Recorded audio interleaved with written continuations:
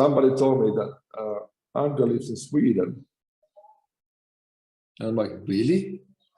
It turned out to be that he lived in Ystad, which is like 1,000 people.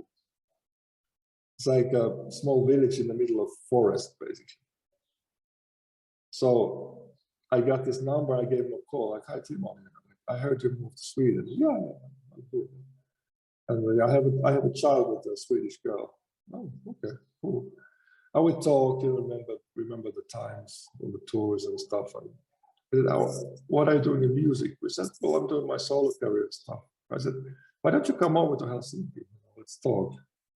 So he came to my home in Finland, in Helsinki, and we hit it off. We talked a lot, I took him to different places. And then we just sort of decided that I write some songs and we see what comes out of it, we do demos. And so I did, I think I composed Fields of Avalon. Alina was there, Come by the Hills was there, at least these. Maybe Pilgrim Road was there too.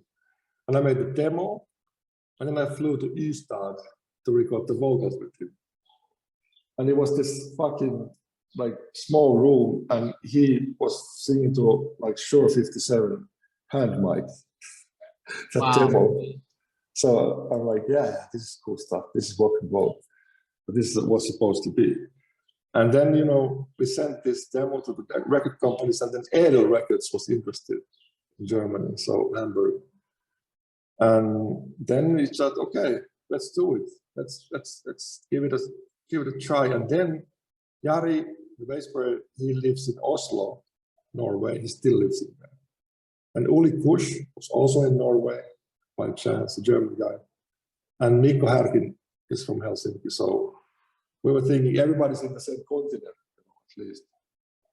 So wrote the songs and then went to record them. And everything went really smooth, almost like a Stratovarus days, Uli Kusch we were in Sweden, in Varberg, in the studio, and that guy was a machine. I mean, it was like fucking, I've never seen anything like that, actually. It was like no corrections. I didn't have to edit the drums at all. It was like everything was perfect. And he was a super funny guy, super cool guy, intelligent guy. So it was like really cool. So then comes time to record the vocals. So again, I go to Ystad, to Andre. He picks me up at the airport, and he has this old Swedish car, Volvo, and there's a lot of snow. But I'm like, can you drive it in this weather? Because you are like from Brazil, and you guys don't really, have snow. I'm like, yeah. I'm like, scared, So we rented this cabin, which was like on the top of a mountain, in the middle of beautiful forest. There's a glass wall you see outside. You see rabbits, you see deers, you see all the wildlife. And a lot of snow because it was January. January 2010. And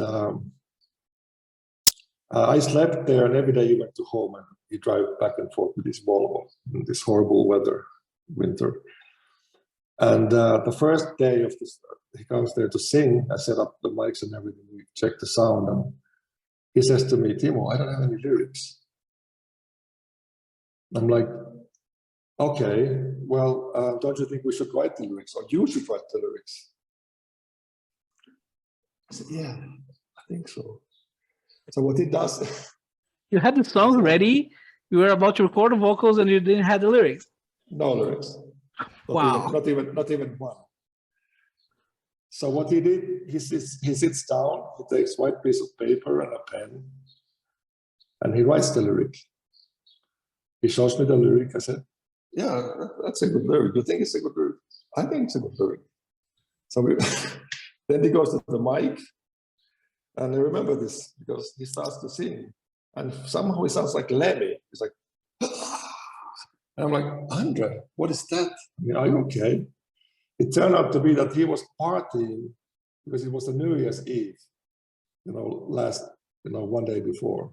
And somebody told me that you Brazilians have this thing that you jump at the waves 7 times. In waves, yes. But he did it in the ice water. Oh. In a lake. So he got like, I think he got the flu. So the next thing, we go to this famous Volvo, driving to the doctor in this fucking weather, it's snowing, and we're like, fuck, I'm gonna die or something. He can't drive this thing. So we go to the doctor, and he puts like cortisone shots to his vocal cords. And somehow that relaxed the whole guy. So the whole record, we did like almost 3 weeks vocals. And there's a funny video on YouTube, actually. We recorded after the vocals, like 5 in the morning. I can send you the link. You should see this. Oh, please. Yeah, sure. And you should share it in the channel because it's part I of will. the story. And every single song was the same way. He sits down, writes the lyric. So, you think it's a good lyric? Yeah, I think it's a good lyric. You think it's a good lyric? I think it's a pretty good lyric. He goes to the mic and sings the song. And most vocals were recorded one take, So I like to do things like this. And I remember, because in this song In Paradiso, there's in Angra, I heard him sing really long notes. He kept the notes like a minute or so. And I told him, can you do the same? Here, can you really just let it be until the next, like almost no gap, because you don't breathe. And he did like that. So it was a fantastic 3 weeks, and we worked. And I'm really angry to myself because I had those original lyric sheets from him with his handwriting. But I don't know where they are now. Not anymore. I had it, but I have some pictures of them. And the thing is that when you actually read the lyrics in Paradiso, it's like because I don't really know what he wrote about. I haven't analyzed that much, but he somehow wrote about death in that song. It's like angels they call in my name, something like that. And they transport me to heaven, something like that.